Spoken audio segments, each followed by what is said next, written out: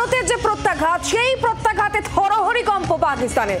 এবার ভারতের সঙ্গে আলোচনা চাইছে পাকিস্তান। সমস্যা সমাধানের জন্য রাজনৈতিক আলোচনা প্রয়োজন। সব বিষয়ে ভারতের সঙ্গে আলোচনা করতে চায় এই মুহূর্তে পাকিস্তান। সংসদে দাঁড়িয়ে এই দাবি কে করছেন? পাকিস্তানের বিদেশ মন্ত্রী ইশাক দার। তিনি বলছেন এই মুহূর্তে তারা ভারতের সঙ্গে সব রকম ভাবে আলোচনা করতে চাইছেন, আলোচনায় প্রস্তুত তারা। পাকিস্তান এই বার্তা দিচ্ছে ভারতের যে প্রত্যাঘাত, ভারতের যে জঙ্গি দমন অভিযান, সেই অভিযান এখনো পর্যন্ত চলছে এবং যে প্রত্যাঘাত পাকিস্তান পেয়েছে ভারতের তরফ থেকে, আর তাতে এই মুহূর্তে কাঁপছে পাকিস্তান। আর এবার ভারতের সঙ্গে তাহলে আলোচনা করতে চাইছে পাকিস্তান। সমস্যা সমাধানের জন্য রাজনৈতিক আলোচনার প্রয়োজন। সব বিষয়ে ভারতের সঙ্গে আলোচনা করতে চাইছে এই মুহূর্তে পাকিস্তান। আর এই বিষয়েই বলছেন ইশাক দার।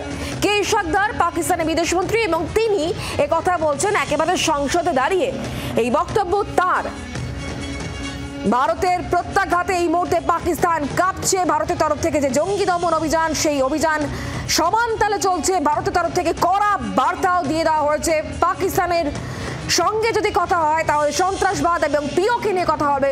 প্রধানমন্ত্রী যখন জাতির উদ্দেশ্যে ভাষণ দিয়েছিলেন সেই সময় স্পষ্ট তিনি করেছিলেন ভারতের ক্রমাগত প্রত্যাঘাত এবং জঙ্গি দমন অভিযানে এই মুহূর্তে পাকিস্তান কাঁপছে, এবং সে কারণেই পাকিস্তান এই মুহূর্তে চাইছে আলোচনা করতে।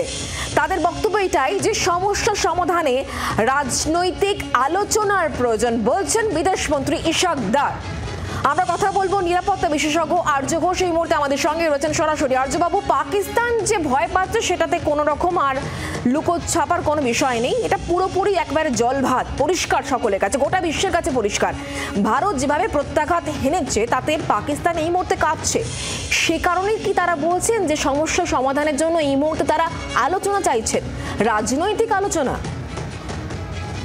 দেখুন, এটা কিন্তু অত্যন্ত একটা কি বলবো, খুব গভীর চাপ।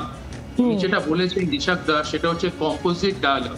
এই কম্পোজিট ডায়ালগ কথাটারই মানে হচ্ছে যে সমস্ত বিষয় তারা তুলবে এবং তার মধ্যে কাশ্মীর আসবে। এইটা হচ্ছে ওদের চাপ। They are just buying time, ওরা সময় কিনছে এবং what they are doing is recouping and recouping. বুঝতে পারছেন তো, নিজেদেরকে আবার গুছিয়ে নিচ্ছে।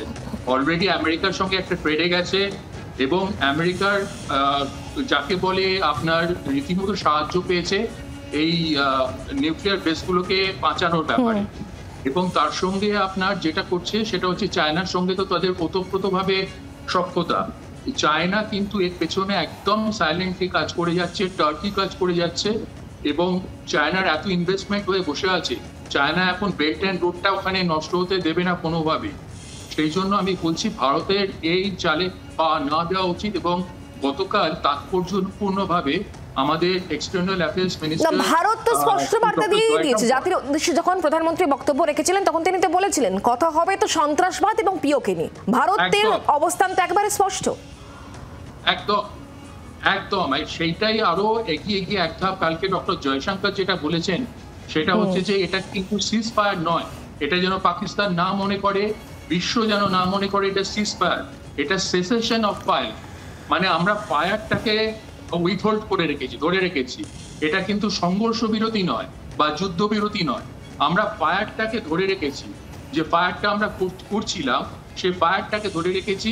যদি পাকিস্তানের দিক থেকে কোনো রকম উল্টোপাল্টা কিছু হয় এবং তার সঙ্গে ভারতে যদি আপনার মিলিটারি কি বলে টেররিস্ট অ্যাটাক হয়, সেটাকেও কিন্তু আমরা সামরিক প্রত্যাঘাত দিয়ে জবাব দেবো। সেই জন্য এটা খুব ইম্পর্টেন্ট। এই ক্ষেত্রে আমি একটা জিনিস খালি আপনাদের কাছে অ্যাড করবো যে সমরসজ্জায় ভারতকে যে ঘাটতিগুলো রয়েছে সেগুলো মেটাতে হবে। S-500 খুব সঠিক এই জন্য স্টেলথ ফাইটার ওকে ধরতে পারে, লিও মানে লো আর্থ অরবিটিং স্যাটেলাইট যেগুলো সেগুলো ধ্বংস করতে পারে এবং তার সঙ্গে এয়ারশিপ যেটা DRDO ডেভেলপ করেছে সফলভাবে ৭০ থেকে ৭৪,০০০ কিলোমিটার ওপরে unmanned space, near to space unmanned air vehicle বলা হয়, সেটাকেও ধ্বংস করতে পারবে। এবং আপনার যেগুলো হাইপারসোনিক ফাইটার কোন রকম কথার জালে না ফেসে ভারতকে যেভাবে ভারত নিজেকে শক্তিশালী করছে সেইভাবে শক্তিশালী করতে হবে এবং মুখের ওপর পাকিস্তানকে যেভাবে জবাব দিয়েছে ভারত সেই পন্থাতেই ভারতকে এগোতে হবে আপনি বলছেন। অনেক ধন্যবাদ আমাদের সঙ্গে সরাসরি থাকার জন্য আর্যবাবু। বাংলার আওয়াজ, বাঙালির আবেগ, জি 24 ঘন্টা।